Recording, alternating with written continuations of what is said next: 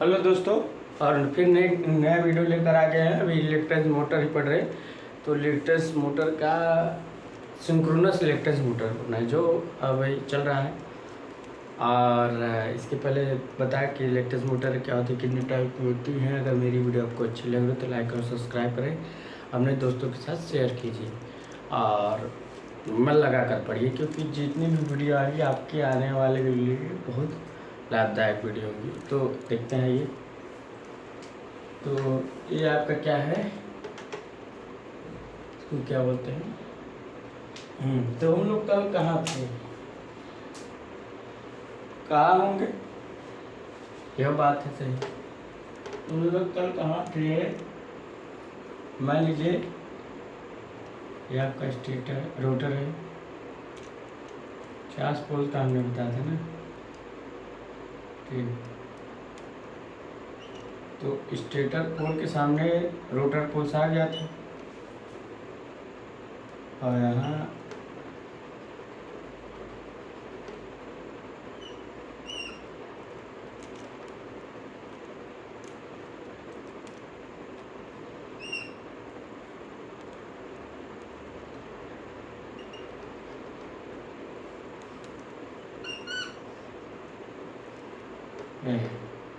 ठीक।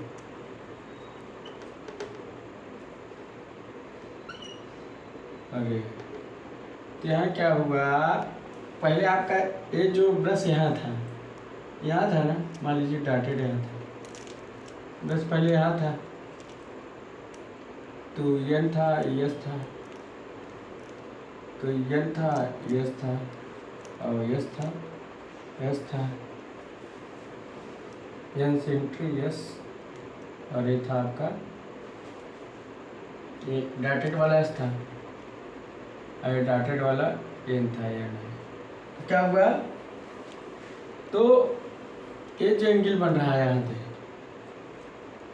और मतलब ये जो एंगल बन रहा है किसके बीच, यहाँ थीटा डेल, क्या बन रहा है, डेल। तो यहाँ क्या है आपका, यहाँ से यहाँ जो एंगल बना, तो सिंक्रोनस इलेक्ट्रिक मोटर जो है वो सिंगल फेज इंडक्शन मोटर के साथ, तो यहाँ एंगल बन गया। जब एंगल बन गया तो आपका टार्क इक्वेशन क्या आ गया, मान लीजिए एक में आई एम करेंट हो रही है, एक आई एस एंगल लीजिए, रिजल्टेंट टार्क आ गया, मतलब टार्क का इक्वेशन आपके सामने जनरेट हो गया, टार्क का इक्वेशन जनरेट हो गया। और जिससे एंगल किसके बीच बना, एक स्टेटर फील्ड और रोटर फील्ड के बीच एंगल बना। तो यहाँ से हमारा रोटर यहाँ जब गया तो एंगल बन गया, यहाँ से आगे ये इनिशियल पोजीशन है, कौन सी इनिशियल पोजीशन, अरे फाइनल पोजीशन।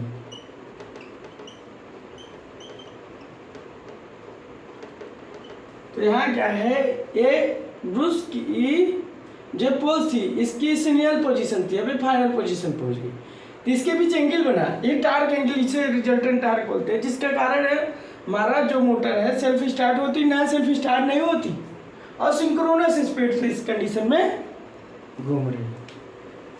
तो हमारा जो टार्क बना है, टार्क एंगल किसके बीच बन रहा है आपका, आई एम और आई एस के बीच में। यहाँ देखो आई एम और आई एस के बीच में टार्क एंगल बन रहा है, या आप कह सकते हो ये जो आपका है ये पोलरिटी है, पहले इधर वाली पोलरिटी है, इधर वाली पोलरिटी, जो प्रीवियस पोलरिटी थी और अभी अब फाइनल पोलरिटी है, जो फाइनल पोजीशन है इनिशियल पोजीशन के बीच टार्क एंगल, तो आपका रिजल्टेंट टार्क बन रहा है। इससे क्या हो रहा है, हमारा जो रिजल्टेंट टार्क शून्य हो जाता था सिंगल फेज इंडक्शन मोटर, यहाँ शून्य नहीं हो रहा, यहाँ क्या हो रहा है आपका रिजल्टेंट टार्क मिल रहा है, इसलिए सेल्फ स्टार्ट मोटर होती है। स्टार्टिंग में तो सिंक्रोनस मोटर की तरह, इंडक्शन मोटर की तरह चलती है, और उसके बाद अगर इस पर लोड बढ़ा दो तो इंडक्शन मोटर की तरह चलने लगती हैं। ठीक, तो आज दिखाना है कि इंडक्शन मोटर और कब चलती इंडक्शन मोटर की तरह।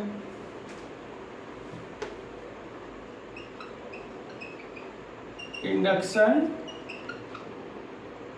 इलेक्ट्रेंस motor,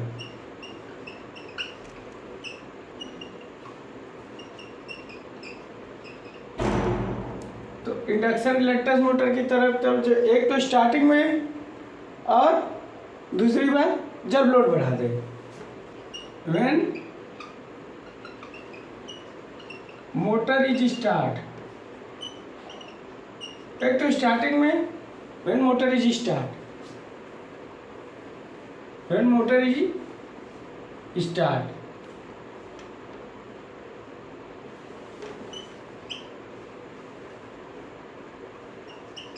इलेक्ट्रेंस motor work as induction motor. When motor is start, reluctance motor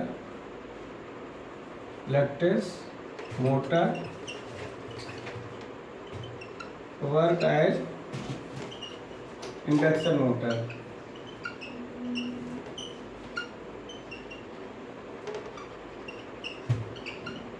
ठीक, तो इलेक्ट्रेंस मोटर वर्क एज, और दूसरा कंडीशन क्या हो जाएगा, load increase speed decrease.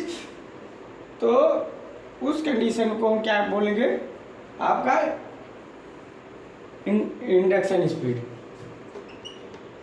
When motor decrease, when load increase, when load increase, motor speed decrease,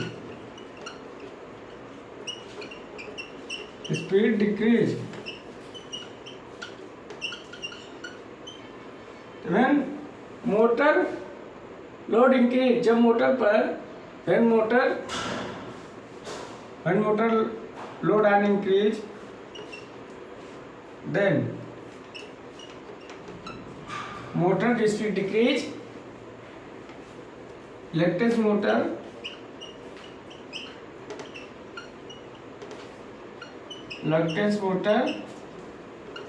work as synchronous, work as induction speed.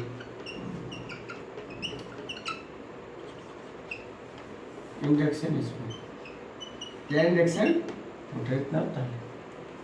तो हमारी जो रिलेक्टेंस मोटर है वो कब आपका इलेक्ट्रेंस की तरह चलती है और कब बता लीजिए।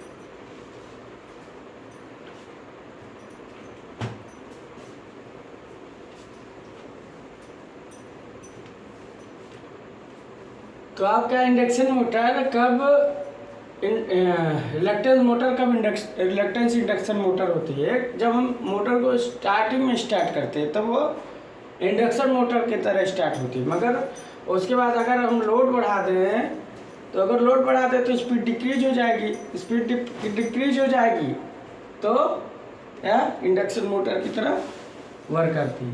तो कभी कभी पूछ सकता है कि आपका जो रिलक्टेंस मोटर है वर्क एज इंडक्शन मोटर की तरह कार्य कैसे करेगा। तो आप लोग बता लिए होंगे।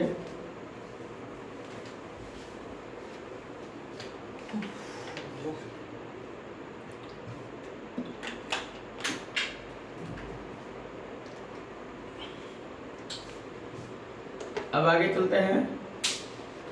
अब सब सिंक्रोनस स्पीड का कब चलेगी, सब सिंक्रोनस रिलेक्टेड मोटर, सब synchronous.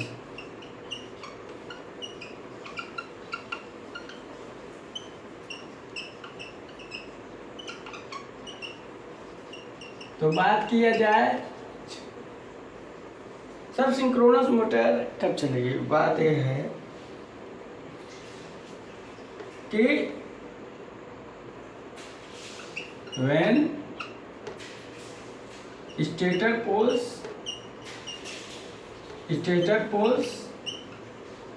is greater than rotor poles, stator poles की अगर संख्या रोटर पोल से अधिक है then reluctance motor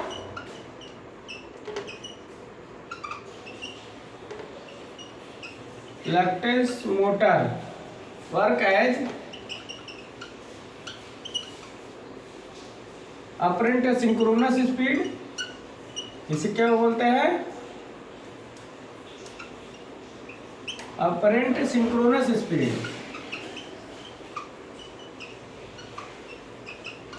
apparent synchronous speed या सब सिंक्रोनस स्पीड बोले, sub synchronous speed, sub synchronous speed, sub synchronous motor,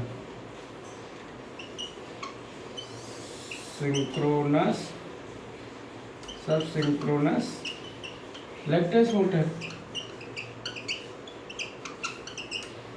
तो सब सिंक्रोनस लैक्टेंस मोटर। कभी पूछ सकता है कि जो हमारी लैक्टेंस मोटर है कब लैक्टेंस की तरह काम करेगी या कब लैक्टेंस मोटर होगी, तो आपको सीधा ही लिखना है, क्या लिखना है कि जब हमारा स्टेटर पोल संख्या रोटर की पोल संख्या से अधिक होता है तब हमारा क्या होता है, लैक्टेंस मोटर सब सिंक्रोनस स्पीड या अपरेंट सिंक्रोनस स्पीड। कभी पूछ सकता है अपरेंट सिंक्रोनस स्पीड क्या होती है, आपका है सब सिंक्रोनस स्पीड ही होती है। तो कभी एग्जाम में अगर कभी अपरेंट सिंक्रोनस स्पीड अगर पूछ ले, आज तक तो पूछा नहीं, हो सकता है पूछ ले आने वाले समय में, जो चीज़ आप नहीं सोचते वही पूछता है। तो अपरेंट सिंक्रोनस स्पीड पूछे तो वो सब सिंक्रोनस स्पीड कहलाती है। तो क्या है आपका जो लैक्टेंस मोटर है सब सिंक्रोनस स्पीड की तरह चलती है, सिंक्रोनस लैक्टेंस मोटर। तो आपको ये जानना है कि लैक्टेंस मोटर हमारी 3 स्पीड से चलती है और synchronous reluctance motor synchronous motor कब होगी, व्हेन स्टेटर फील्ड और रोटर फील्ड सिंक्रोनाइज हो जाती है। लिख लीजिए, अगर नोट पॉइंट करके लिख लीजिए, synchronous reluctance motor, synchronous reluctance motor,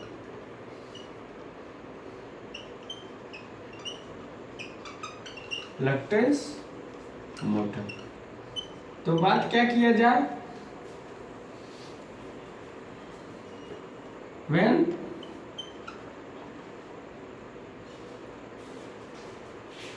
stator rotating magnetic field, मतलब RMF stator,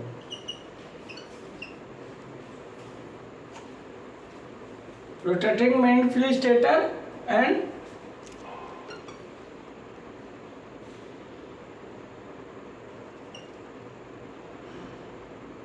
rotating magnetic field rotor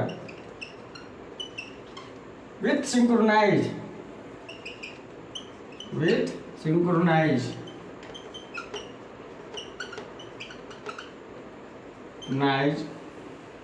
लैक्टेंस motor work as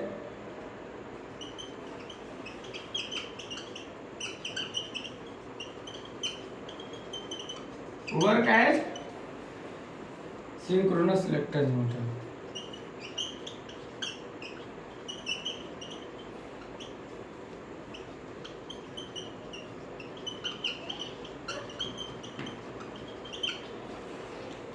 तो सिंक्रोनस लैक्टेंस मोटर की बात करें, when rotating magnetic field stator and rotating magnetic stator with synchronize, अगर साथ में दोनों synchronise हो रहे हैं तब आपका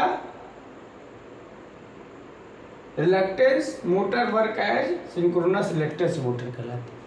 तो सिंक्रोनाइज क्या होता है, एक स्टेटर का रोटेटिंग मैग्नेटिक फील्ड और रोटर का मैग्नेटिक फील्ड आपस में सिंक्रोनाइज हो जाते हैं। जब सिंक्रोनाइज हो जाते हैं और सेम डायरेक्शन में घूमते हैं तो as a synchronous reluctance motor कहलाता है। तब रिलक्टेंस मोटर सिंक्रोनस, तो तीनों मोटर हम लिख दिए कि रिलक्टेंस मोटर कब सिंक्रोनस मोटर चलता है और कब आपका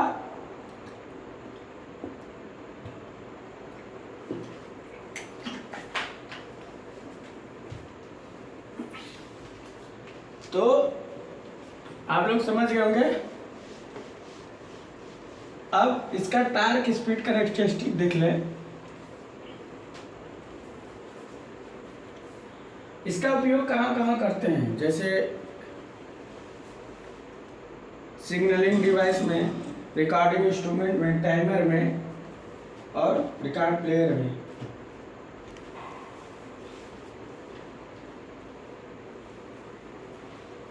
फोटोग्राफी में,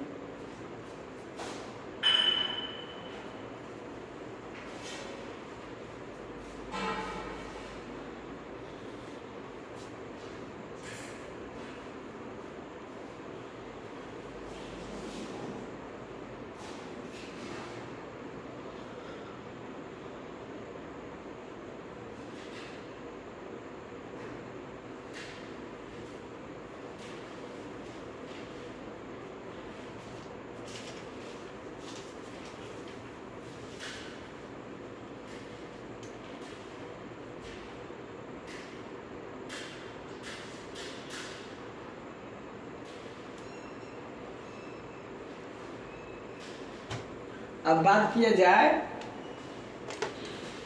ये तो हो गई हमारा जो रिलक्टेंस मोटर है तीनों पर कैसे कब चलती है। अब बात किया जाए स्पीड टार्क करो, अगर हम देखें टार्क स्पीड करो इसका देखिए, थोड़ा अगर आप बनाना चाहे तो बना सकते हैं। स्पीड टार्क करो,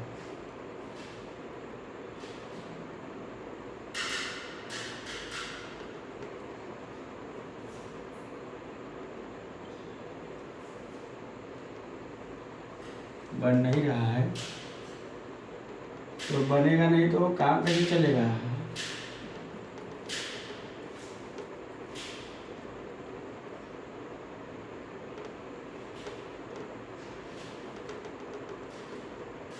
आपके यहाँ तक ये जो है ये पुल इन टार्क हो गया, पुल इन टार्क, और यहाँ से यहाँ तक ऑपरेटिंग रेंज हो गया। और ये आपका एएनएस हो गया, एएनएसडब्ल्यू जब स्विच ओपन हो जाता है, ठीक। और उसके बाद आपका एक टार्क है, तो यहाँ से टार्क, ठीक, टार्क स्पीड। इसका टार्क अगर स्पेसिफिकेशन खींचना चाहें अगर आपकी मेन वाइंडिंग है,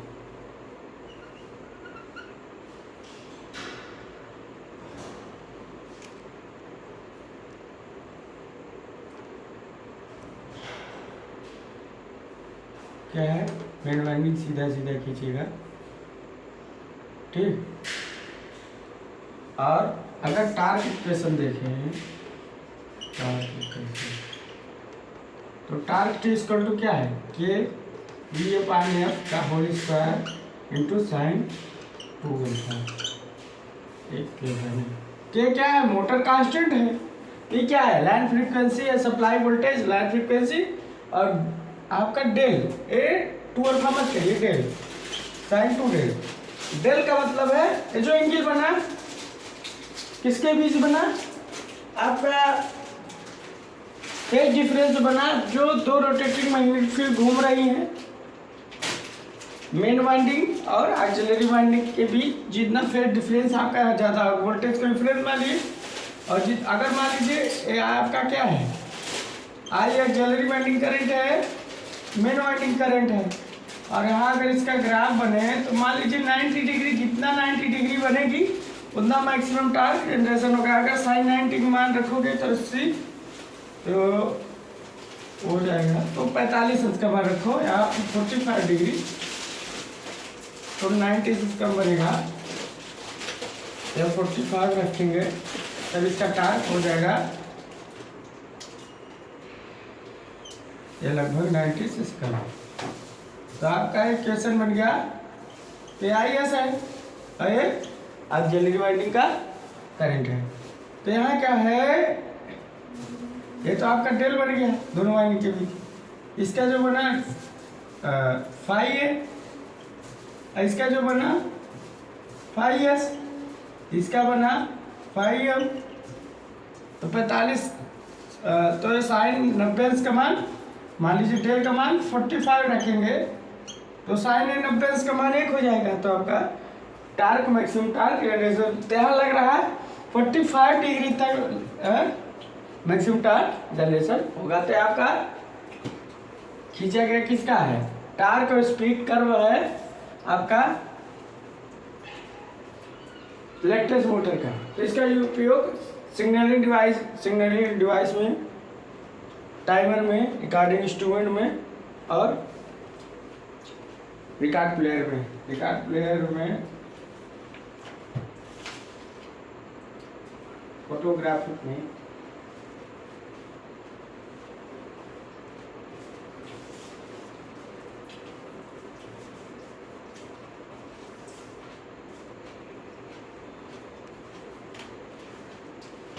नॉइजलेस ऑपरेशन कर। और इसका जो रोटर होता है सिमेट्रिकल होता है, याद रखना है, जो रिलक्टेंस मोटर का जो रोटर होता है सिमेट्रिकल होता है। इसमें आपका डिस्ट्रीब्यूटेड वाइंडिंग होती है। तो आप इसको बना लिए होंगे, तो आप लोग इसको बना लिए होंगे, बना लीजिए जल्दी। तो आपका ग्राफ भी बन गया है।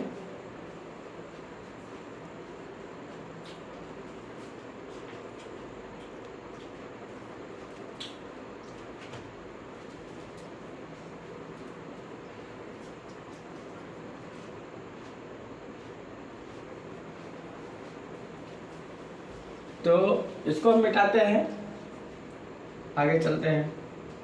तो याद रखिएगा torque equation, torque speed characteristic आ सकता है। अब इसका थोड़ा स्टेटर और रोटर, स्टेटर आपका किसका बना होता है, इसका स्टेटर सिलिकॉन स्टील का बना होता है, laminated silicon steel, laminated silicon steel का स्टील। तो laminated silicon steel because ED current reduced, because ED current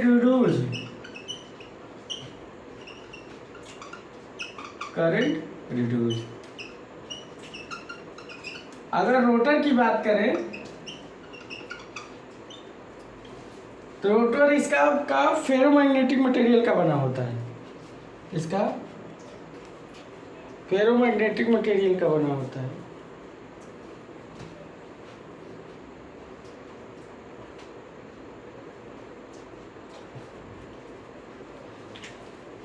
rotor इसका फेरोमैग्नेटिक मटेरियल का बना है।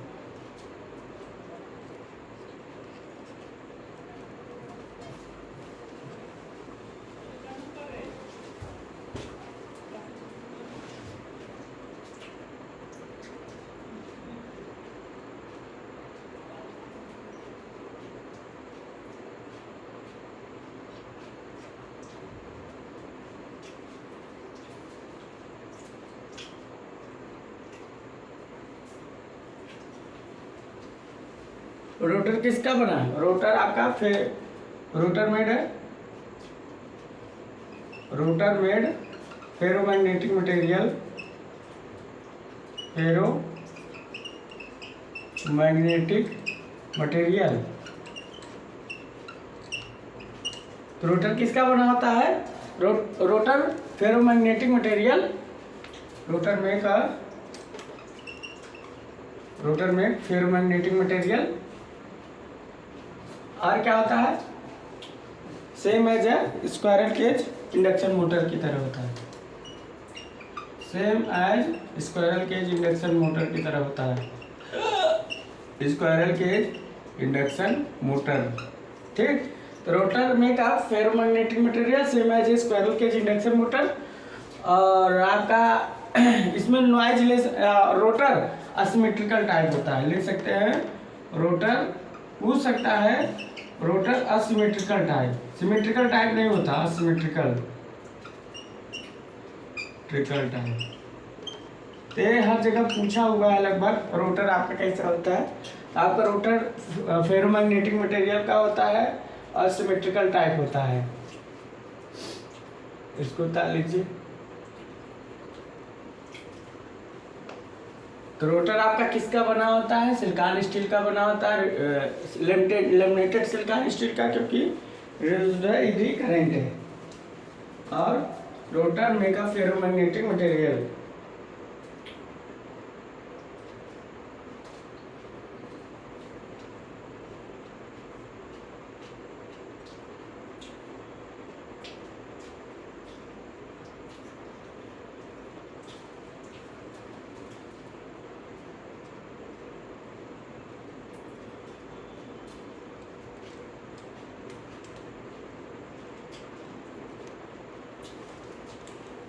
तो रोटर आपका एक स्टेटर और रोटर दो पार्ट है, इसको ताले होंगे। टार्क इक्वेशन लिखा दिए और रोटर स्टेटर के बारे में बता दिए। और हाँ, अब इसके थोड़ा करेक्टरिस्टिक लिखाना है। Pull out torque, pulling torque और सेल्फ स्टार्ट होती है, कॉपर लॉसेस रिड्यूस होता है, पावर फैक्टर,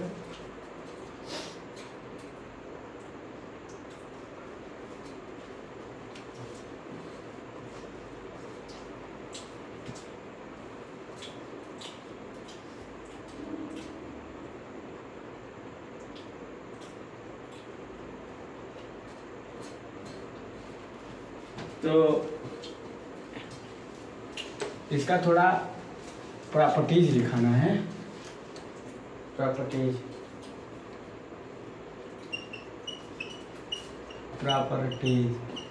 प्रॉपर्टीज की बात अगर करें तो पहला पुल आउट टार्क, पुल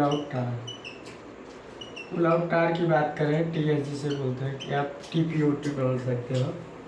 तो 2 to 2.5 होता है, कितना फुल लोड का। और पुलिंग टार्क अगर बात करें, pulling torque TR 0.9 to 1.2 TF। अगर बात करें इसका पावर फैक्टर cos फाई, तो 0.6 to 0.8 lagging.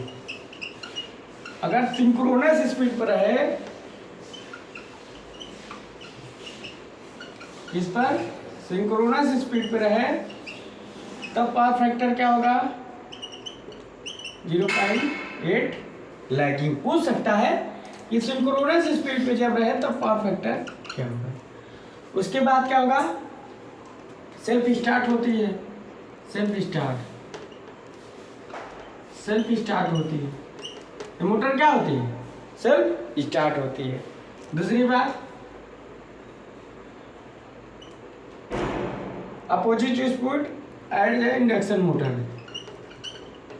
Opposite speed work as induction motor. तो opposite speed at induction motor. Copper losses, speed control 0, कोई स्पीड कंट्रोल नहीं, not possible. Speed control not possible, copper losses और reluctance ratio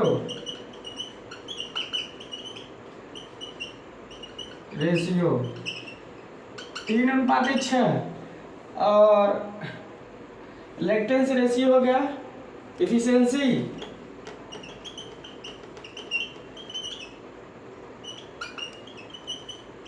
70 to 80% है।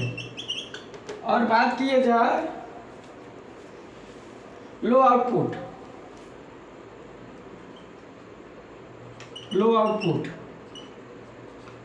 और बात किया जाए कॉपर लॉस 0,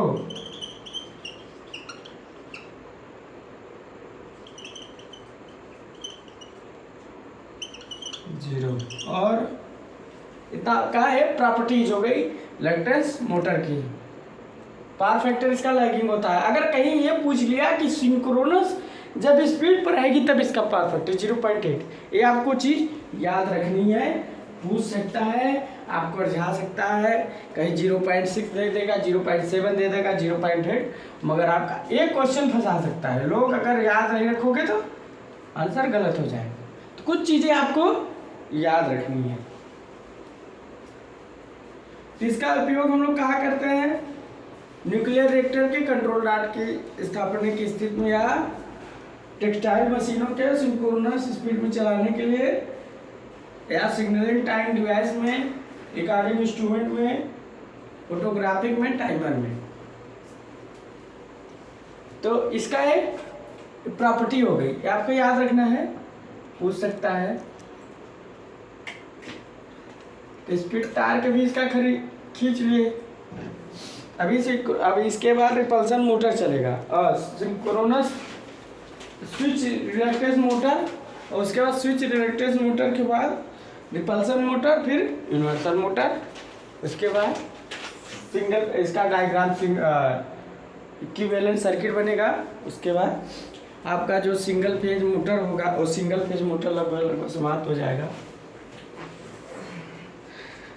इसको उतार लीजिए।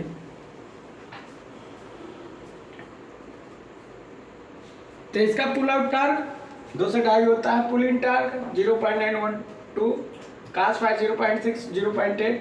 सिंक्रोनस स्पीड, अगर सिंक्रोनस स्पीड रहेगा तब कास फाई 0.8। आज तक पूछे नहीं, पूछ सकता है। रिलक्टेंस रेशियो 3:6 होता है। एफिशिएंसी 70 से 80। Speed control not possible. Self start. Opposite speed work as induction motor, अगर अपोजिट स्पीड करोगे वर्क एज इंडक्शन मोटर की तरह काम करेगी।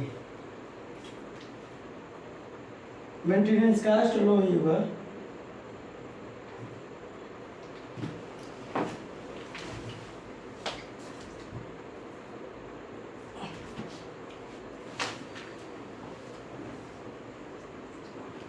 तो बता लिए होंगे आप लोग।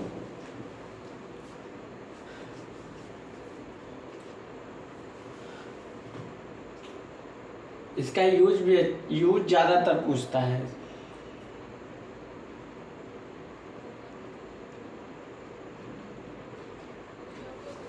यूज ज्यादातर पूछता है। और ये नॉइजलेस ऑपरेशन होती है। तो यूज अगर देखा जाए,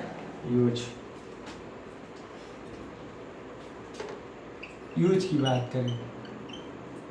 दूसरा सिग्नलिंग डिवाइस में,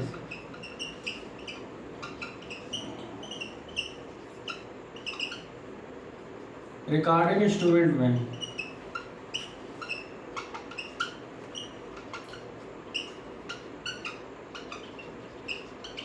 और टाइमर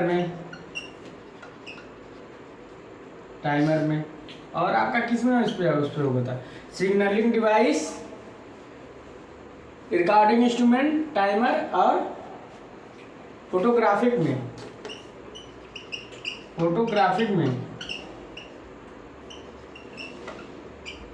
फिक्स, और न्यूक्लियर रिएक्टर के कंट्रोल रॉड की स्थापन की स्थिति में।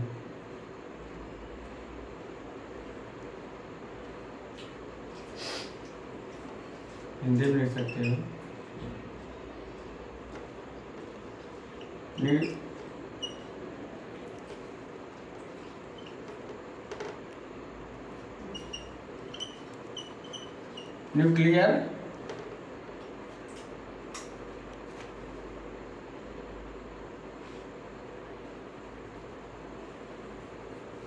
न्यूक्लियर स्पीच है इसका।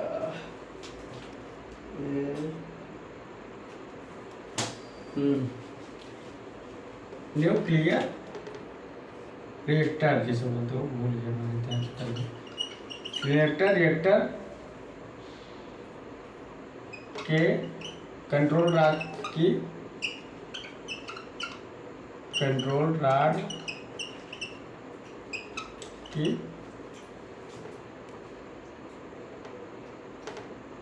स्थापन की स्थिति में, कंट्रोल रॉड की प्रचालन के लिए, ऑपरेटिंग के लिए,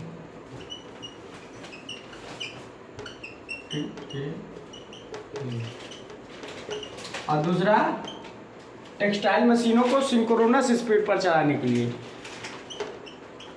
टेक्सटाइल मशीनों को सिंक्रोनस स्पीड पर चलाने के लिए।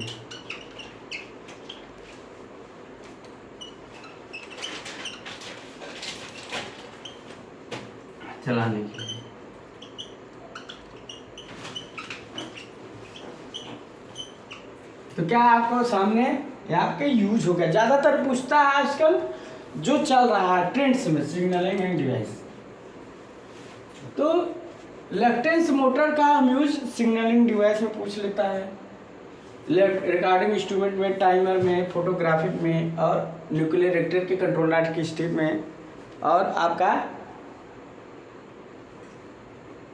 टेक्सटाइल मशीन को सिंक्रोनस स्पीड पर चलाने के लिए। तो ज़्यादातर अभी ट्रेंड में तो यही चल रहा है सिग्नलिंग एंड डिवाइस में। रिकॉर्डिंग इंस्ट्रूमेंट में अगर पूछ सकता है तो लैक्टेंस मोटर। तो आपका लगभग अगर देखा जाए तो ये आपका यूज है। आप लोग इसको अच्छे से पढ़ें कि कैसे आपको हो सकता है। तो इसको उतार लीजिए और लगभग इसका उतार लीजिए।